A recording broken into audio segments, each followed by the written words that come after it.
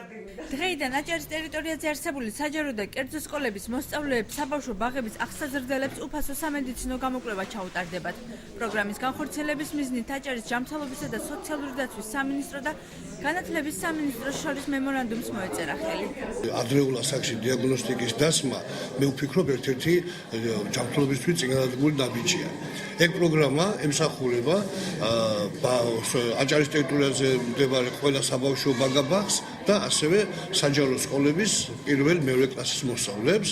ენდოკრინოლოგი, ნევროპათოლოგი, პედიატრი, ორთოპედი არის რიგი სპეციალისტებისა, რომლებიც ჩაატარებენ ამ სკრინინგს. შესაძლებელია დაავადების ადრეულ ეტაპზე გამოვლენის შემთხვევაში თავიდან ავიცილოთ დაავადების პროგრესირება.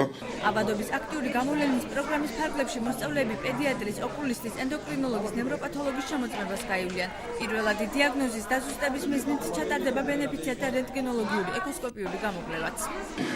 დღევანდელი გამოკვლევები საშუალებას გვაძლევს სკრინინგულად შევისწავლოთ ბავშვების მდგომარეობის ფარისებჯების მიხედვით. და ამ პროგრამაში ჩადობილი არის, რაც ძალიან მნიშვნელოვანია, ჰორმონალურ კვლევაც. პროგრამის ფარგლებში სამედიცინო შემოწმება კერძო და საჯარო სკოლების პირველიდან 8 კლასის ჩათვლით სკოლის 35653 მოსწავლეს ჩაუტარდება.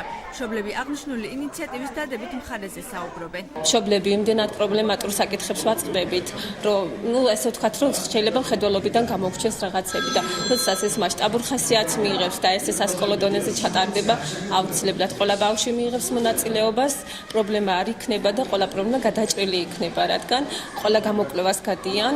პროგრამას აჭარის ჯანდაცვის სამინისტრო 2012 წლიდან ახორციელებს, რომლის ფარგლებში სამედიცინო შემოწმება საჯარო და კერძო სკოლის 34574 მოსწავლეს ჩაუტარდა.